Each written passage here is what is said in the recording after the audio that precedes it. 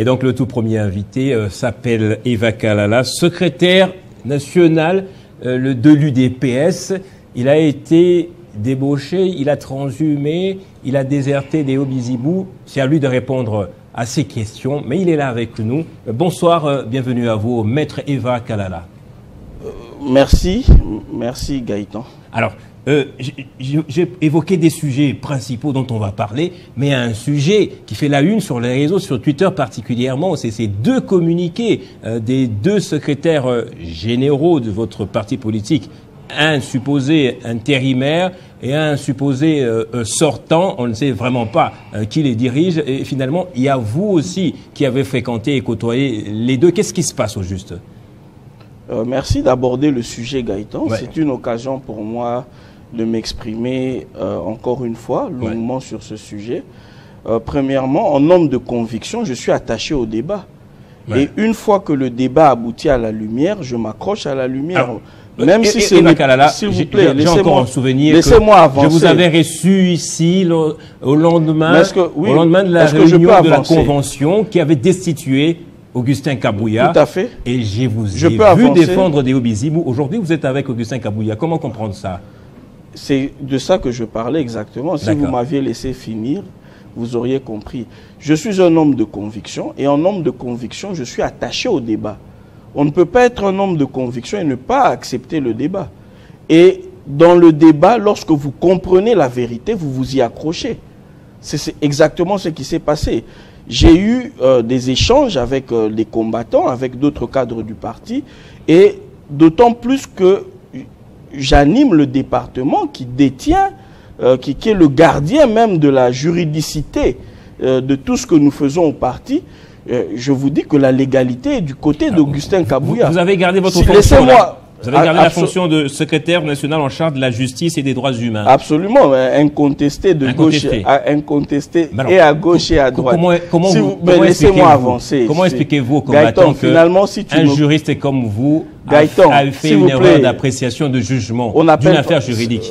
S'il vous plaît, Gaëtan, l'affaire n'est pas que juridique, elle est également politique. Okay. Vous voyez, il y a des contours politiques et nous ne pouvons pas, au prétexte que nous voulons moderniser le parti, poser des actions qui vont remettre même en cause ce que nous avons déjà comme acquis. Il s'agit exactement de cela. Et là, je souligne l'irresponsabilité de M. Deo Bizibou qui se lance dans une action avec le but d'exacerber la crise. Ça veut dire quand il sort des communiqués, à chaque fois que Augustin Kabouya sort des communiqués, c'est ça, exacerbé? Il sait pertinemment bien qu'il n'est pas secrétaire général de l'UDPS. C'est une action politique menée dans le but d'accélérer la modernisation du parti. Et il est entré dans un déviationnisme. Donc, il ne joue pas le jeu. Et malheureusement, je peux aller plus loin pour montrer qu'il est dans une action creuse. À quel moment vous avez découvert tout ça? Non, mais tu ne veux pas écouter. Tu ne veux pas écouter. Bon, laisse-moi m'exprimer. Allez-y, maître. Voilà. La fameuse décision de Sainte-Anne, qui du moins était bien que largement ayant une large adhésion, était restée contestée, confiée à M. Bizibou une seule mission, l'organisation d'un congrès. Et on ne lui donnait que 6 mois. Non seulement il n'a pas organisé le congrès dans les 6 mois, mais il est allé déposer des gerbes de fleurs. Avec le titre et la qualité qui en découlait, il a posé d'autres actions, notamment une activité de réflexion sur la Constitution, qui était vraiment en dehors de la mission qui lui était conférée.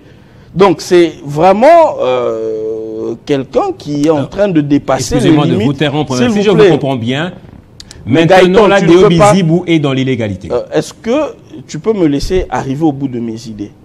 C'est quand même une condition pour que tu me comprennes et les téléspectateurs aussi. Mais répondez-moi, il est dans l'illégalité ou quoi? Qu'est-ce que vous le reprochez?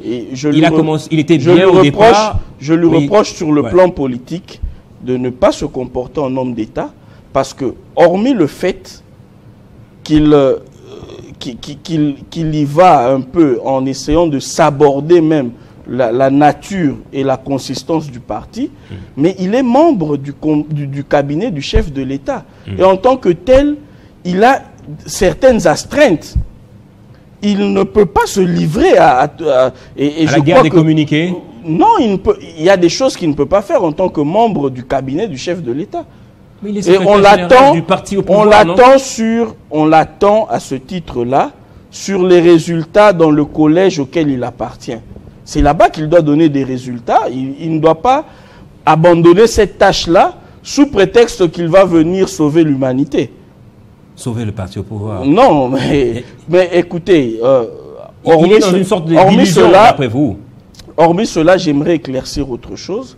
Vous avez dit, je n'ai quitté personne pour personne parce que il n'y a pas, en lui-même, Deo Bizibou ne représente pas un courant de pensée. Il n'y a pas une construction de la pensée. C'est une action. Et cette action, dont j'ai fait partie, avait pour but d'accélérer la modernisation du parti. Il fallait qu'on se mette en branle. Et je ne sais pas, il s'est senti intronisé par... Il y a quelques cadres qui les soutiennent, quelques organes du parti les soutiennent, pour des agendas, Wakabanga, etc. Pour des agendas, s'il vous plaît, Gaëtan. Faut faire fonctionner leur parti à eux. Comment il revient d'une tournée ici. Il a fait le Bumbashi. Je ne sais pas s'il est arrivé à Mbuji-Mayi aussi finalement. Comment justifiez-vous ces déplacements? Je n'ai pas fini la première réponse. Ouais. Tu veux bien me laisser l'achever? Merci, tu es gentil. Alors, j'étais en train de dire que il y a un certain nombre de cadres pour des agendas personnels qui exacerbent la crise. Mais j'aimerais leur donner l'exemple d'Étienne Tshisekedi, qui, à chaque fois que la crise était constatée, acceptait de se mettre à la table de discussion avec les différents dictateurs qui se sont succédés pour justement trouver une voie de sortie de la crise. Exacerber la crise ne fait pas de toi un homme politique ancré dans ses convictions. D'ailleurs, il ne faut pas confondre les convictions et les idées fixes. Les idées fixes qui relèvent justement d'une espèce de stérilité de la pensée. Alors, on va essayer d'éclore ce débat. Oui, allons j'ai cru comprendre que sur les questions que le peuple congolais attend. Vous ne reprochez pas à Deo Bizibou le fait d'avoir été désigné secrétaire général AI, mais c'est plutôt une question de légitimité, une question politique et non juridique. C'est quelqu'un qui a été désigné légalement, mais qui n'a pas reçu justement l'assentiment de tout le monde. Ce n'est pas du tout ça. C'est justement ce que je suis en train de souligner. C'est une action politique, éminemment politique, et elle avait pour but et pour rôle justement de moderniser notre parti. La preuve, s'il vous plaît. S'il vous plaît. Vous avez vu les commentaires sur les réseaux sociaux. On dit que comment le parti au pouvoir peut-il gérer la nation aussi longtemps que son propre parti est mal géré, divisé? Très bien. Tu me laisses le temps sur cette question. OK? Premièrement, j'aimerais dire que l'UDPS, c'est le pionnier en termes de démocratie. Et tout ce qui se passe à l'interne, c'est une guerre d'idées. Comment vous voulez instaurer une démocratie si à l'intérieur de votre parti, il y a une espèce de dictature? C'est une guerre d'idées et à la fin, nos statuts et nos règlements intérieurs vont trancher. Et même les lois de la République. Vous comprenez? Donc, ça c'est la première chose. L'UDPS, avec toute modestie, c'est le seul parti politique qui a une doctrine de l'État que vous connaissez, que tout le monde connaît. C'est l'instauration d'un État de droit. On a une doctrine de l'État. On sait ce que... Le slogan, vous voulez dire?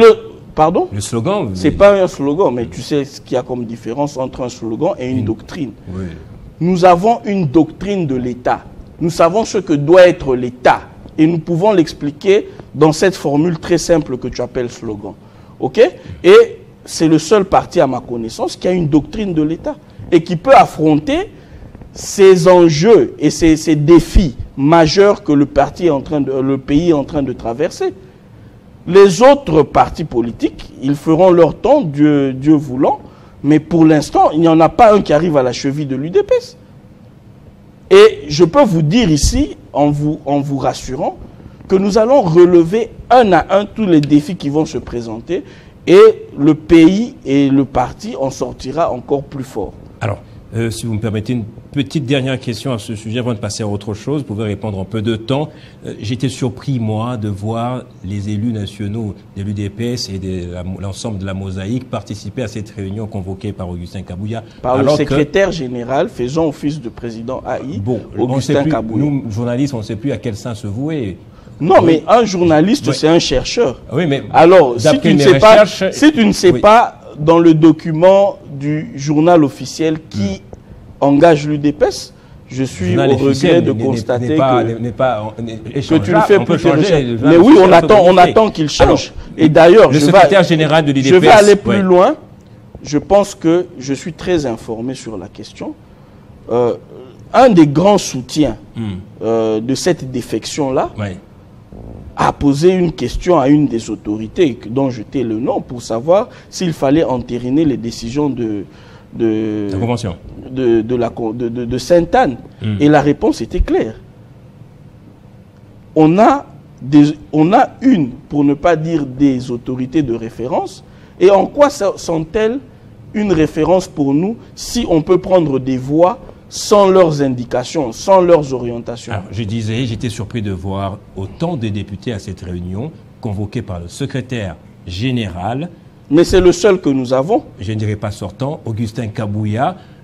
Qui est derrière donc maintenant la ADO Bizibo? S'il ne peut même pas avoir un mot d'ordre sur, je dirais, les élus. Et pourquoi continue-t-elle alors à être secrétaire général AI?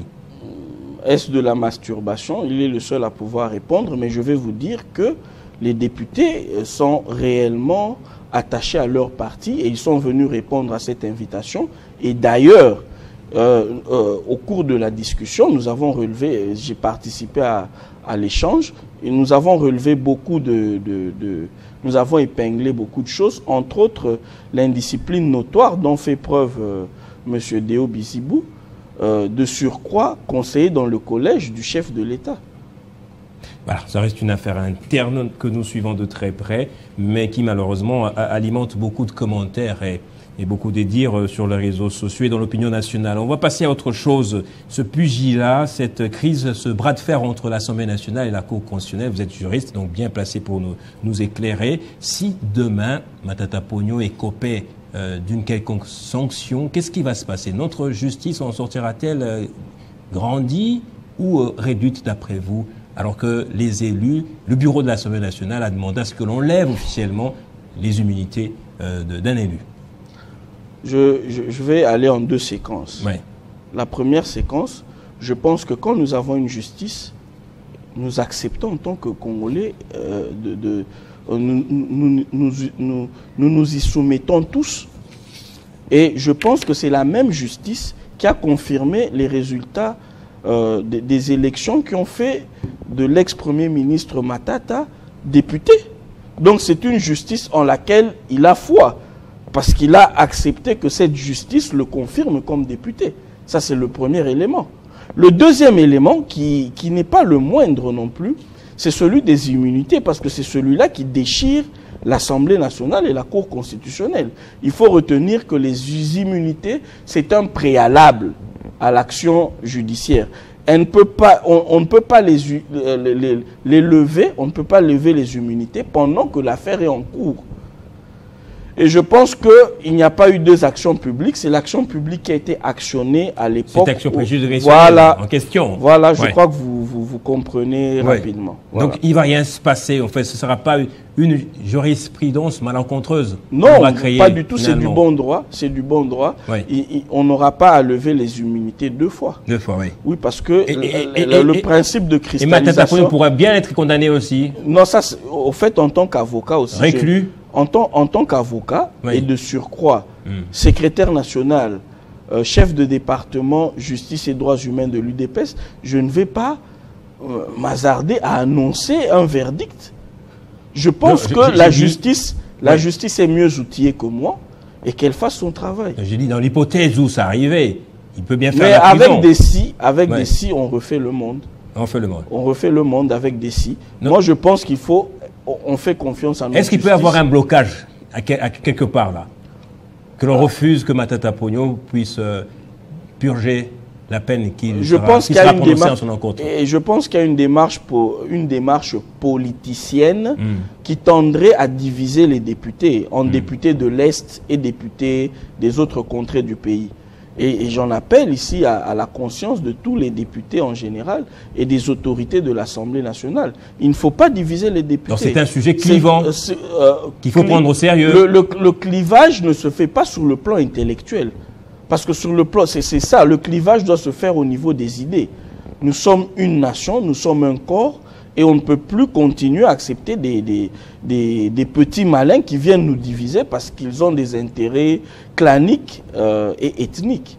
Voilà. Alors, troisième sujet avec vous, Eva Kalala. Le lundi 5 mai, le chef de l'État a profité de l'occasion, le jour de la journée nationale de la liberté de la presse, célébrée en marge de la journée mondiale de la liberté de la presse, pour dire qu'il ne bradera pas les richesses naturelles de la RDC, en réponse justement aux accusations de l'opposition.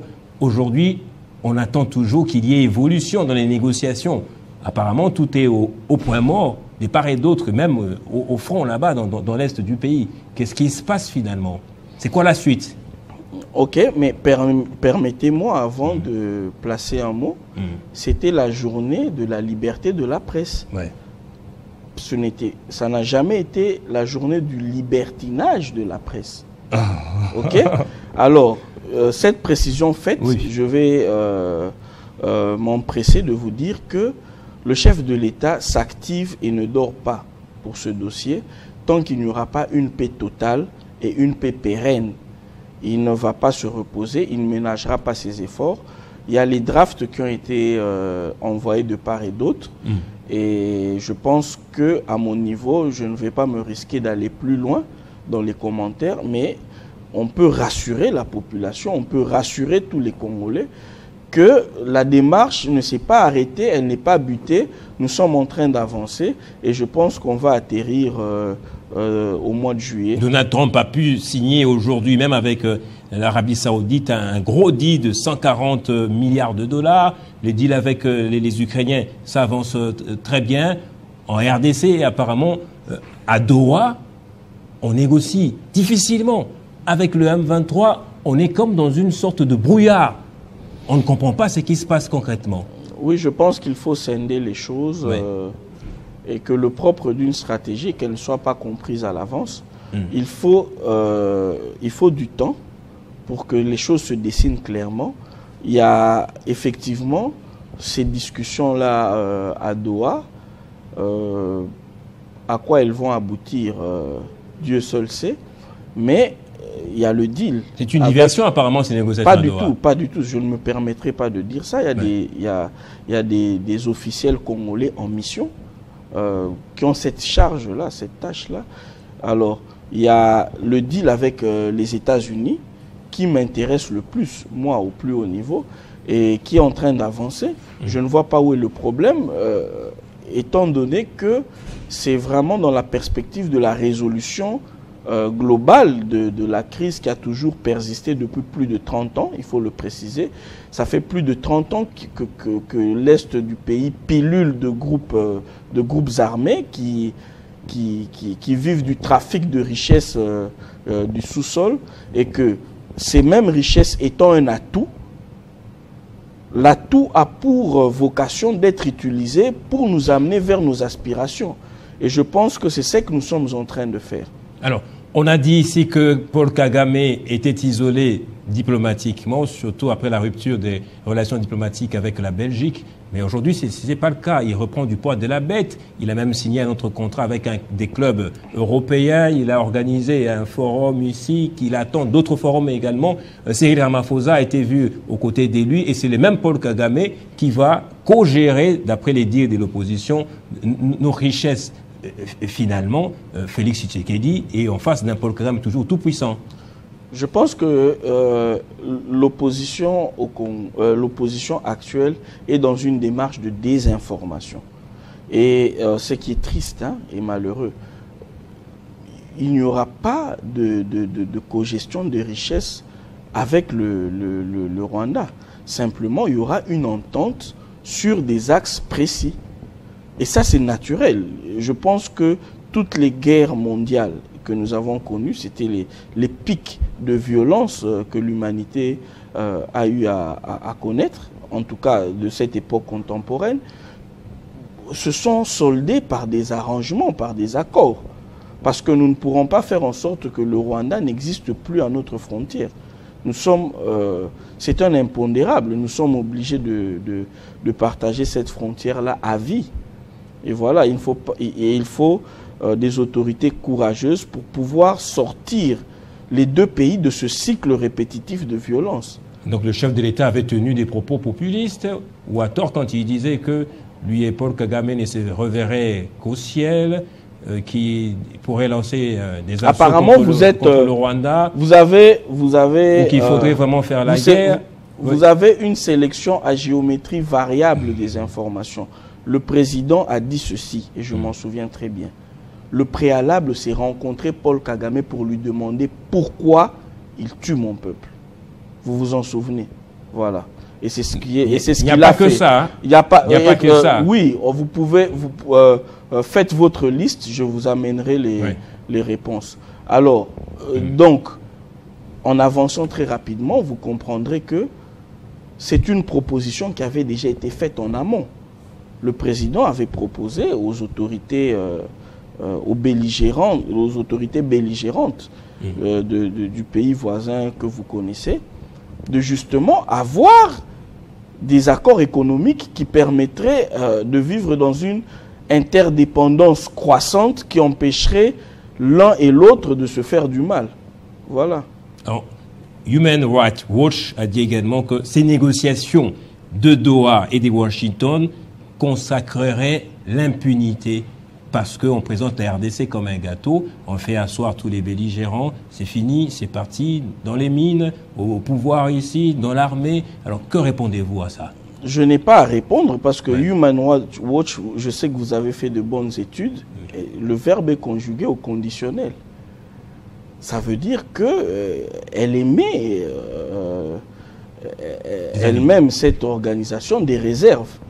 Et je pense que leurs craintes sont justifiées parce qu'ils craignent que le deal politique vienne écarter la responsabilité des uns des autres. Beaucoup de millions de Congolais ont été tués récemment. D'où la scission. D'où la scission. Vous voyez que le deal politique entre les États-Unis notamment et la RDC se fait au niveau politique et il n'y a aucun rebelle tueur de Congolais qui est admis à cette table-là.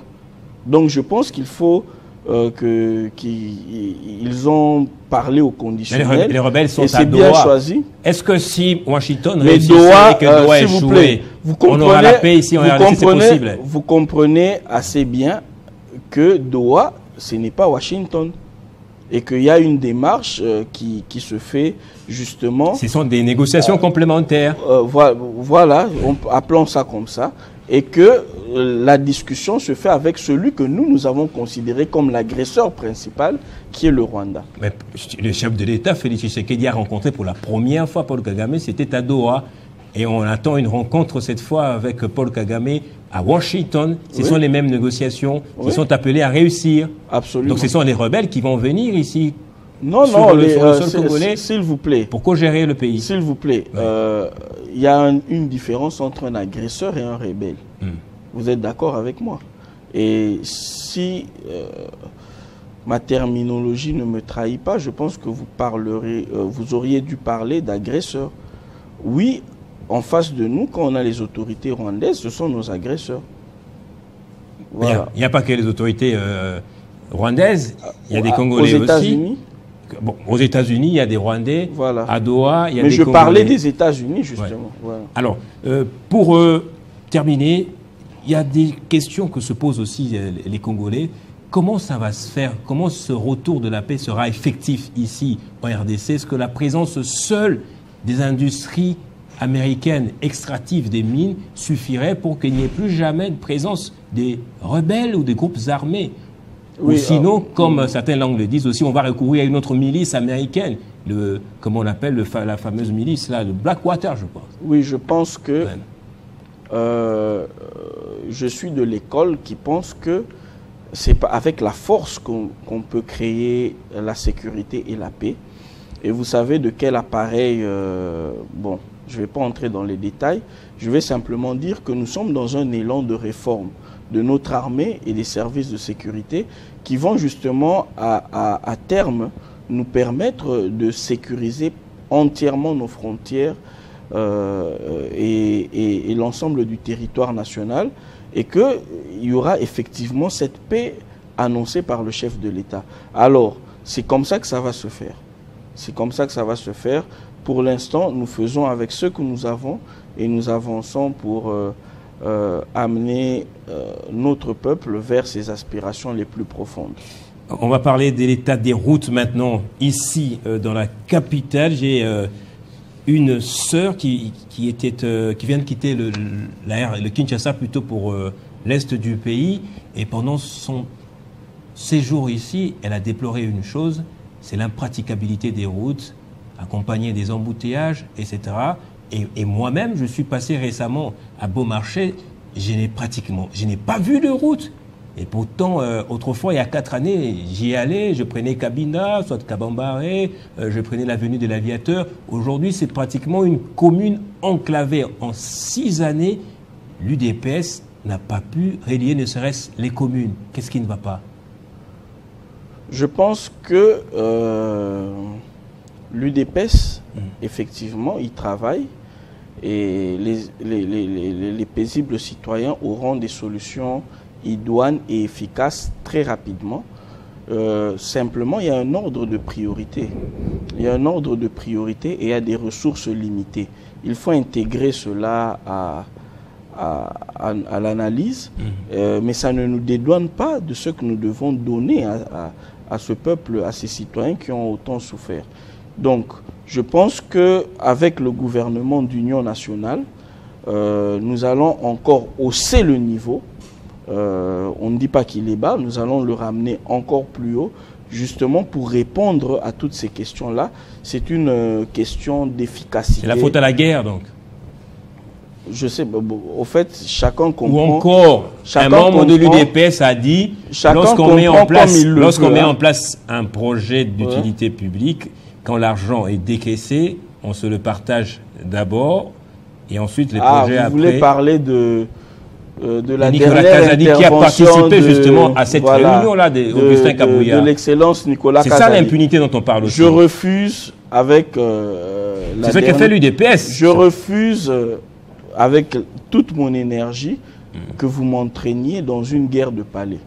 Je ne vais pas entrer dans une guerre que je considère de palais.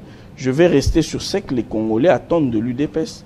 C'est notamment... Il a reconnu qu'il y a de l'argent qui sort pour les routes, pour les constructions, pour le social, mais quand l'argent arrive entre les mains de ceux qui doivent exécuter le projet, ils se le partagent d'abord. C'est l'entourage du chef de l'État qui fait ça. Et c'est la population qui en fait les frais.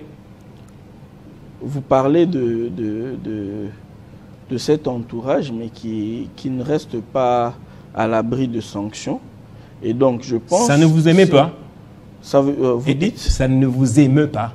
Non, mais il y a une très grande marge entre ce qu'on dit et ce qui est avéré.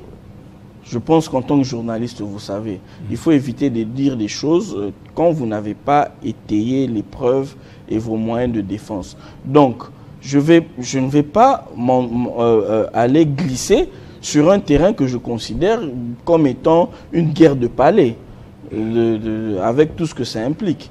Moi, je reste focalisé sur ce que les Congolais attendent réellement de nous.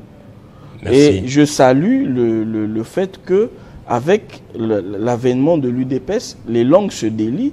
On arrive à dire à la télé que nous voulons plus de transparence dans la gestion. Il y a ceci qui a été fait. C'est encore une fois à notre actif, à l'actif du chef de l'État, son Excellence Félix-Antoine Tshisekedi, et à l'actif de l'UDPS. De l'UDPS, de Léodéo Bizibou et d'Augustin Kabouya. Merci à vous d'être passé, Maître Eva Kalala. de M. Déo Bizibou et du secrétaire général Augustin Kabouya. Et on va continuer sur cette lancée. On va toujours parler de la gouvernance de l'Union sacrée de la nation RDC, de l'insalubrité, la situation de l'opposition ou des opposants, avec un opposant, Norman Santima, qui est de Ensemble pour la République. Restez avec nous.